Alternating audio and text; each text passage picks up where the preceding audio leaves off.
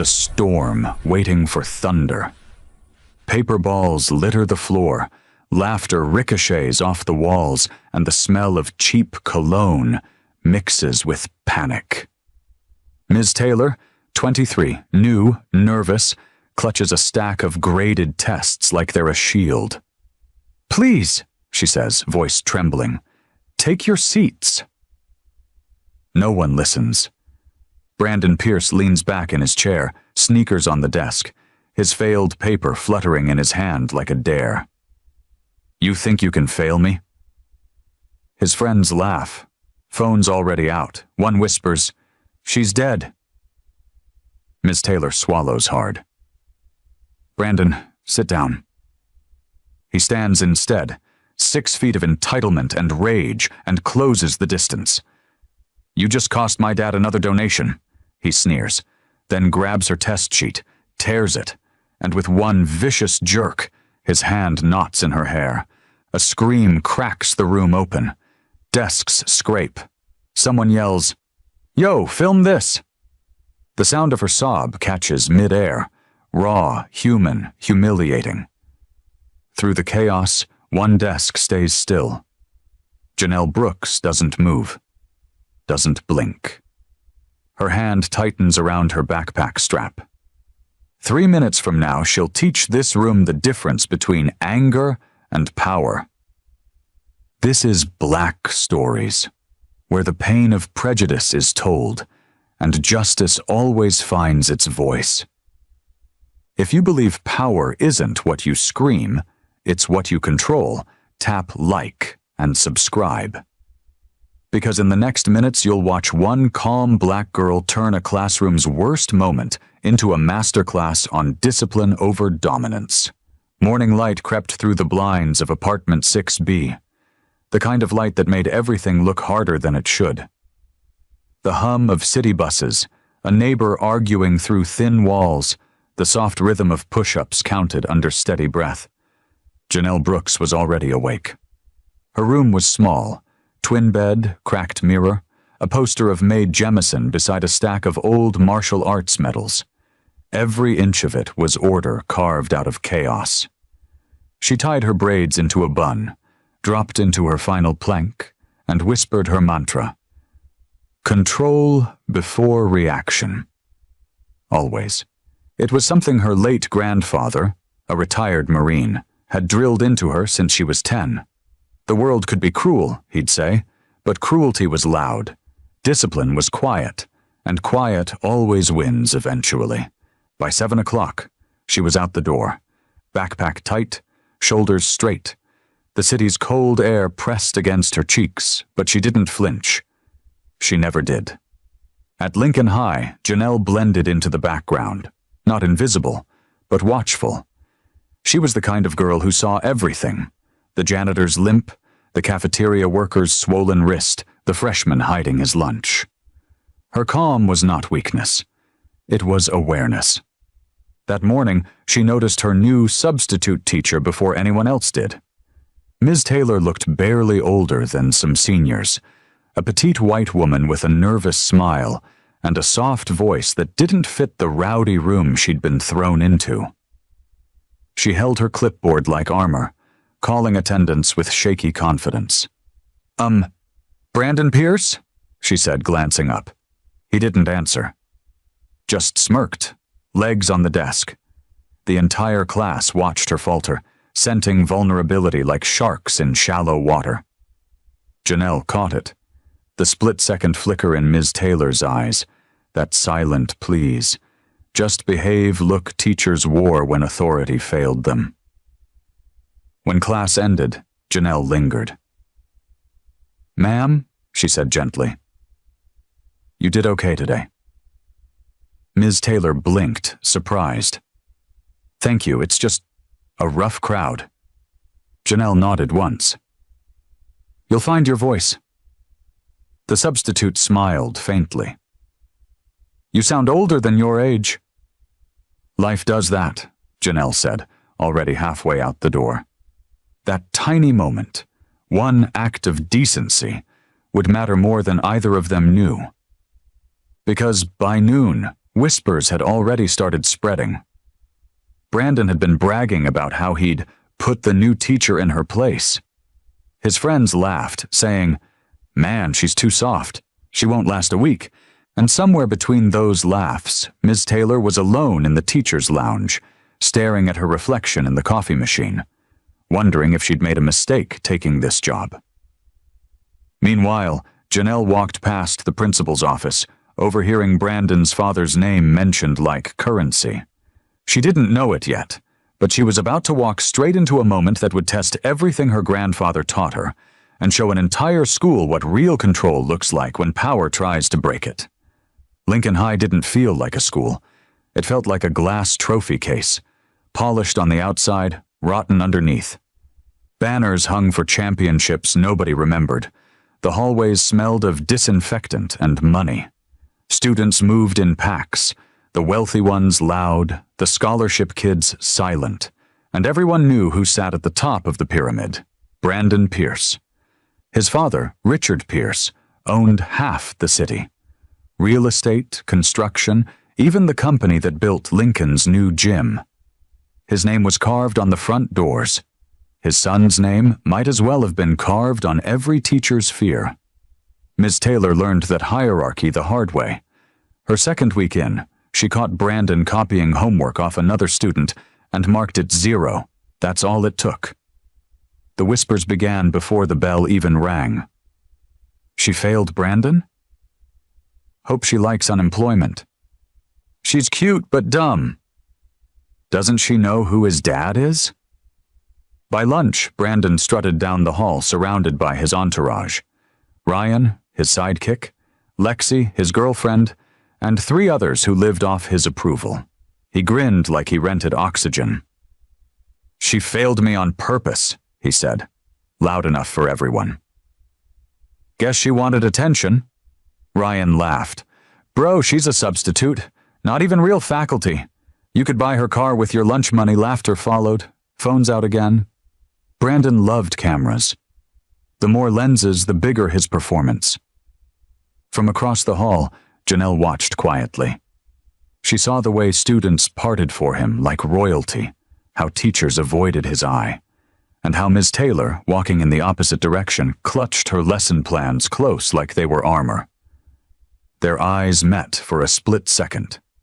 Teacher and student, both aware of the same truth. No one was going to protect her. Later that day, in class, Brandon arrived late. No apology, no care.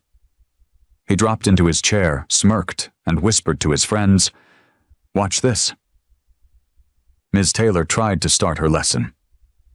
"Please open to page 62. Brandon crumpled paper, tossed it at the board. "Oops." Laughter. She froze, cheeks burning, voice trembling. "Mr. Pierce, that's enough." He smiled wider. "You gonna fail me again for bad aim?" Her throat tightened. "Principal's office, now." He stood slowly, leaning close. "You don't send me anywhere. I decide when class ends." The room went still. Every phone lifted like clockwork. From her seat, Janelle's hand curled into a fist beneath the desk. Not yet. She had to wait. She'd seen this kind of arrogance before. Men with power and no restraint.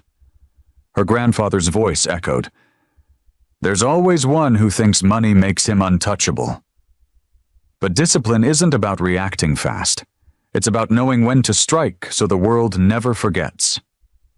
By the end of the day, Brandon's threat had turned into a promise. "Tomorrow, I'm going to make her regret that grade." And while the teachers ignored it, and his father's lawyers made phone calls to smooth things over, one student was silently preparing for what was coming. Because when the system looks away, that's when courage steps forward. Lunch had barely started when the sound of shouting tore through the quiet wing of Lincoln High. The classroom door slammed open, Brandon Pierce in a designer hoodie, red-faced, clutching a crumpled test paper like it was proof of betrayal. His entourage followed, phones already up, Grins plastered across their faces. "Where is she?" he barked. Ms. Taylor looked up from her desk, startled. "Brandon, this is not appropriate." "Not appropriate?" He laughed, loud and cruel. "You fail me in front of everyone, and now you want to talk appropriate?"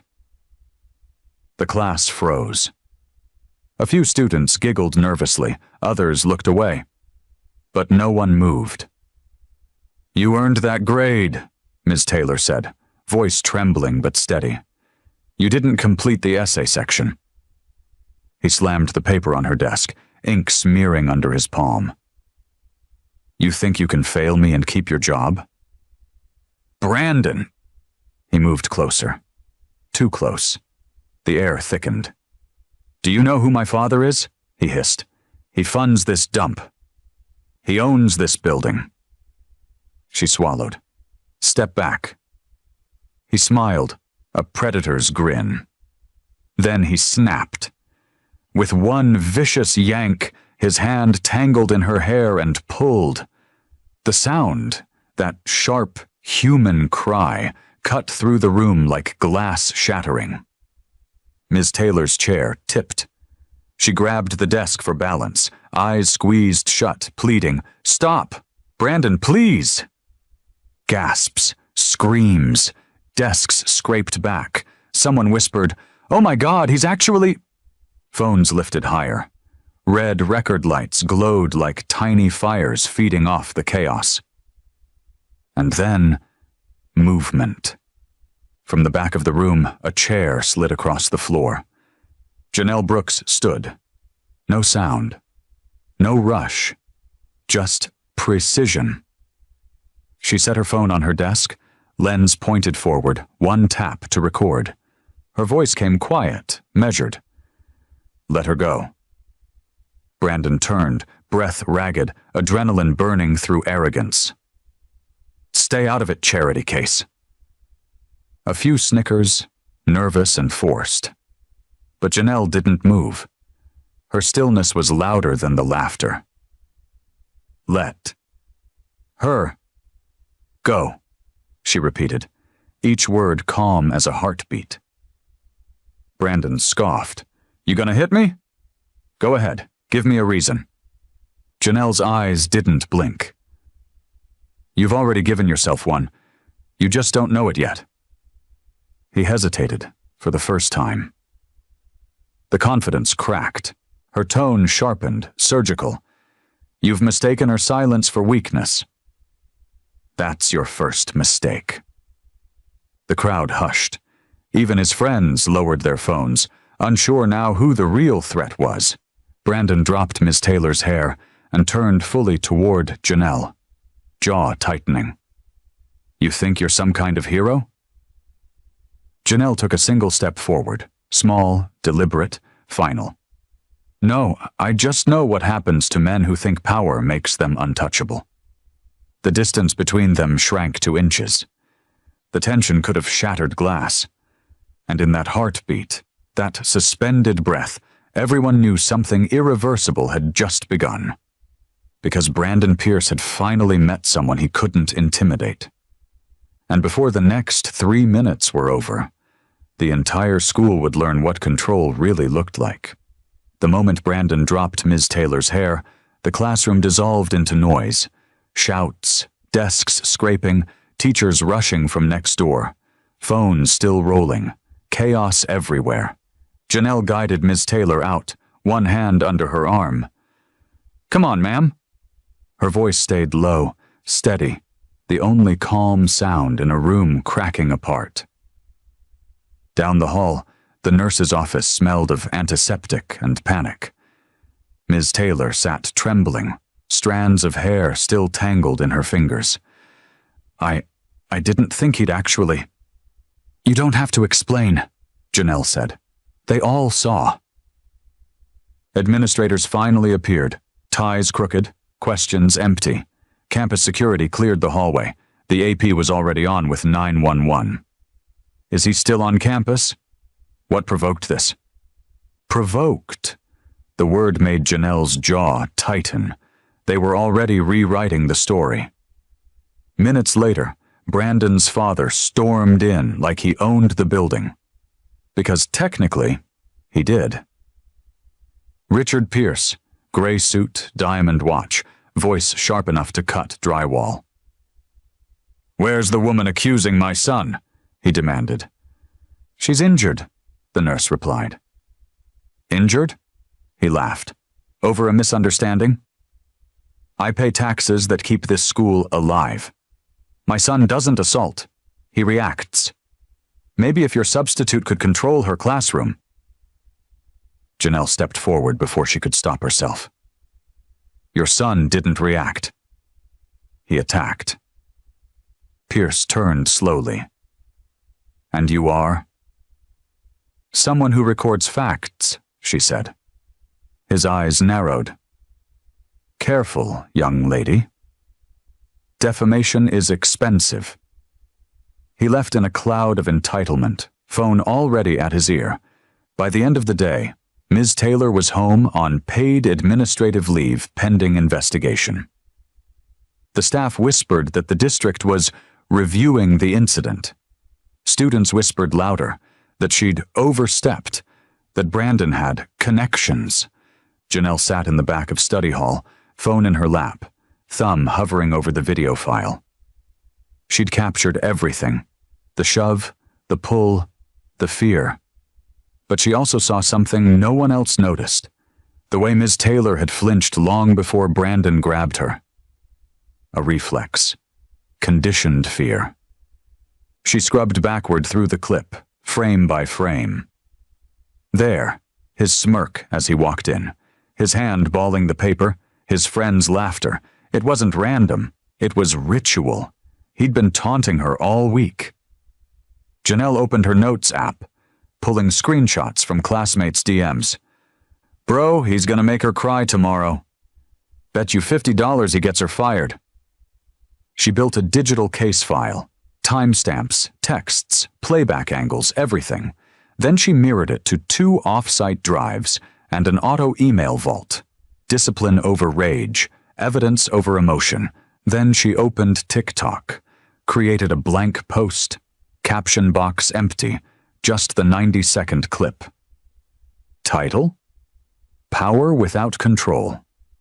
No captions, no music, no commentary, just raw truth. The sound of Ms. Taylor's voice breaking, the silence before Janelle stood. The exact moment power exposed itself as cruelty. She hesitated only once, remembering her grandfather's words. Sometimes the world doesn't need another fight. It needs proof. She masked student faces at the frame edges and pushed a clean cut to the cloud, CCing the union tip line and a local reporter. Upload. By morning, 1.2 million views. By first period, every student's phone buzzing. By noon, the headline spreading faster than any rumor. Rich kid assaults teacher. Student's video reveals everything. And for the first time, Lincoln High's silence was trending. By sunrise, Lincoln High looked less like a school and more like a battlefield of truths. Reporters crowded the gates, microphones waving through the bars. Camera flashes lit the morning fog like lightning. The headline pulsed across every screen. Student defends substitute teacher during assault. Caught on camera. Parents huddled outside, whispering furiously. Teachers walked faster than usual, eyes down.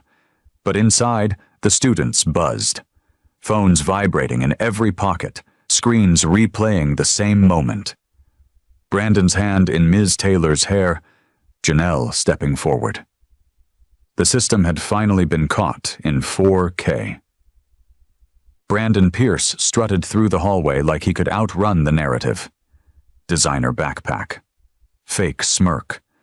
The bruised ego of a king watching his kingdom crumble. His father, Richard Pierce, was already inside the principal's office, voice echoing through the corridor.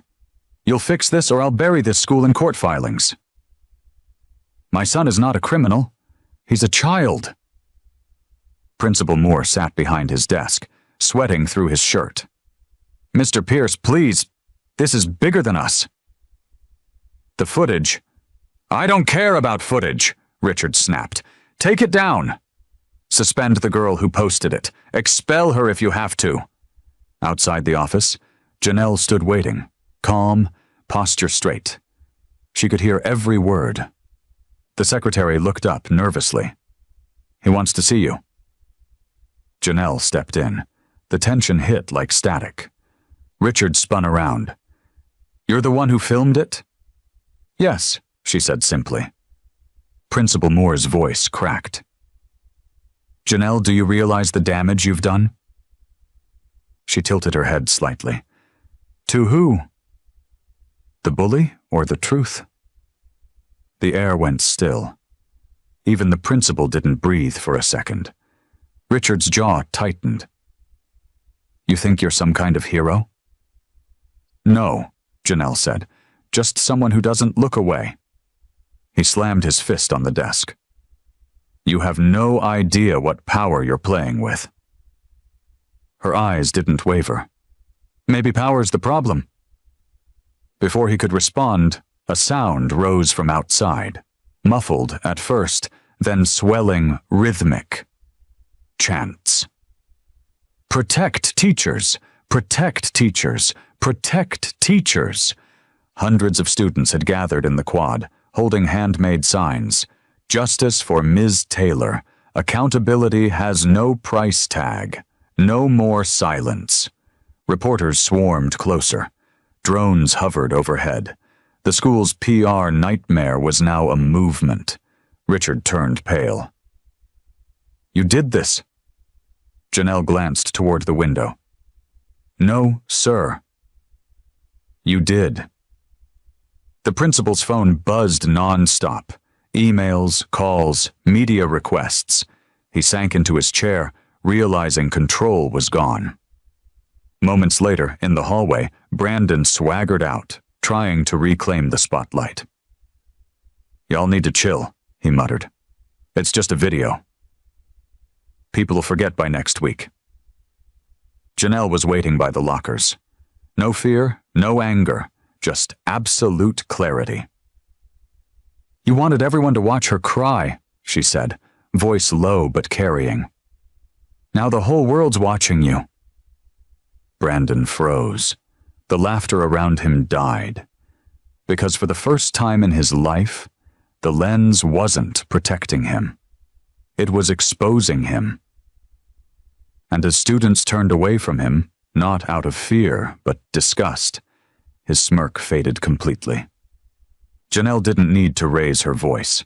The truth had already gone viral. By Thursday morning, Lincoln High was trending in every city across the state. Local news anchors replayed the clip on a loop. The hair pull, the chaos, Janelle's calm defiance. Hashtags blazed across every feed. Hashtag protect teachers. Hashtag power without control. Hashtag justice for Taylor. The district tried to control the fire with a bucket of PR. A press release from the superintendent dropped mid-morning. We are committed to ensuring safety and integrity for all staff and students at Lincoln High. But it was too late. Because by noon, a screenshot started circulating. A leaked email chain between Principal Moore and Richard Pierce, dated 2 days before the video went viral. A front office assistant had saved the thread weeks earlier, just in case, and finally sent it from an anonymous burner. Mr. Pierce, we're handling the substitute issue as requested. She'll be transferred quietly. Good. Make sure there's no scene. Brandon's had enough stress lately. The leak detonated like a bomb. Within an hour, 3 news vans were parked outside the school board building. Protesters showed up with cardboard signs. Handle the truth, not the victim. By 4 p.m., the superintendent called an emergency board meeting. Cameras lined the auditorium aisles. Reporters jostled for angles.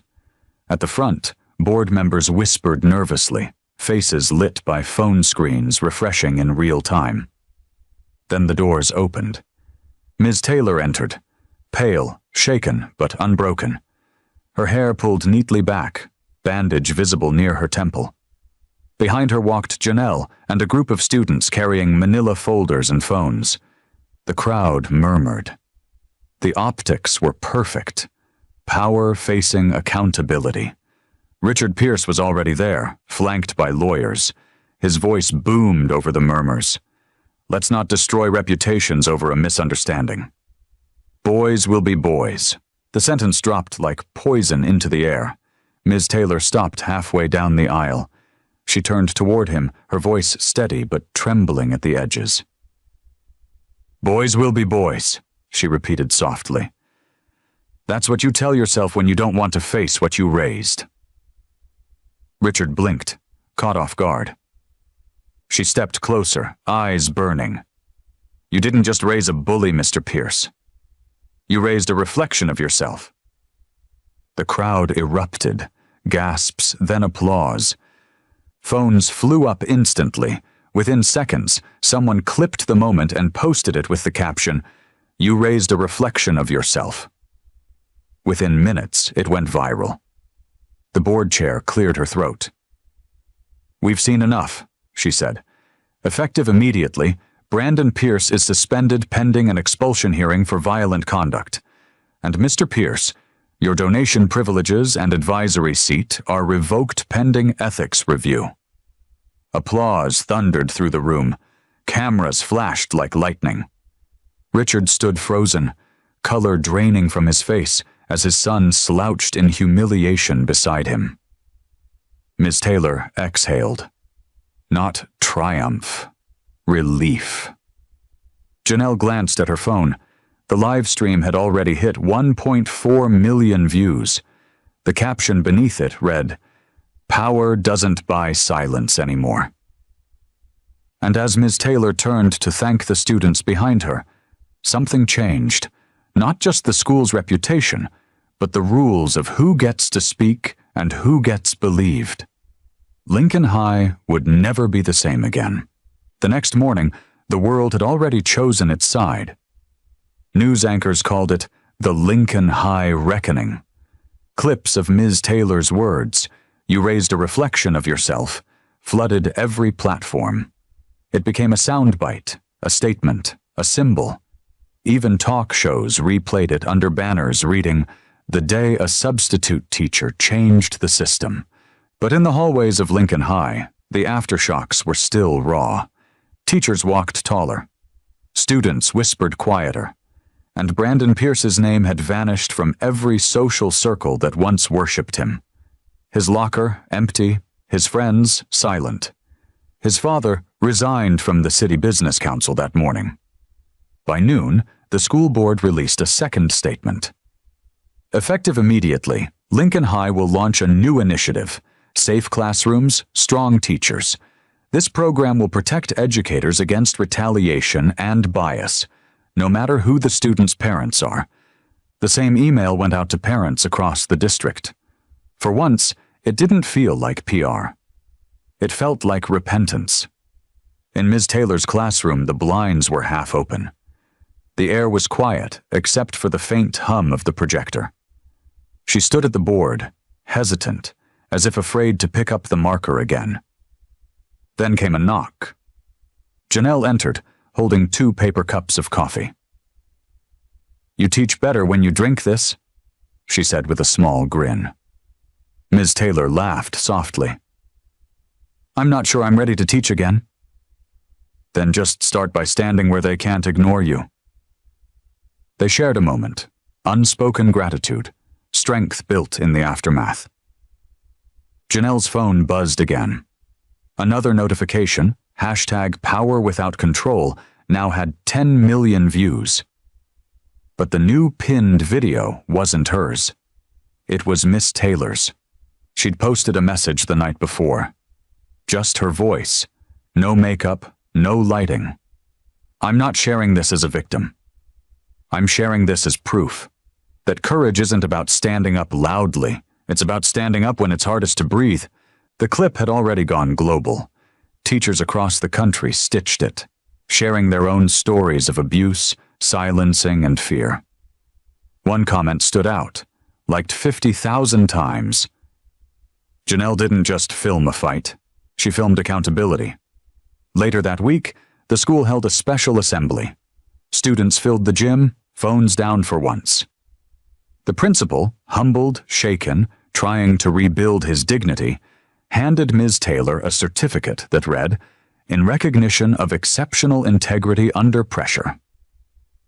Beside the stage, her union rep nodded, already filing the workplace violence claim. When she took the stage, she didn't look at the paper. She looked at the students. "You don't change the world by shouting louder," she said. "You change it by showing up when silence feels safer." The applause was deafening. Janelle, watching from the back, smiled quietly. Not pride, peace. Outside, crews mounted a new sign near the school gates, simple, silver, engraved with her viral title, "Power Without Control," dedicated to the students who refused to stay silent. Justice wasn't loud, it was disciplined, and this time it stuck. They tried to break a teacher's dignity in front of her students. They thought fear would silence truth. But one girl with a steady hand and a stronger heart reminded the world what real power looks like. It's not in money, it's not in muscle, it's in the courage to press record when silence feels safer. At Lincoln High, the story of Miss Taylor and Janelle Brooks became legend. A substitute teacher who refused to bow, a student who refused to look away. And together, they proved that justice doesn't always roar. It sometimes whispers, "No more." Now, when students pass the silver plaque at the school gates, they touch it for luck. Not because of what happened that day, but because of what didn't.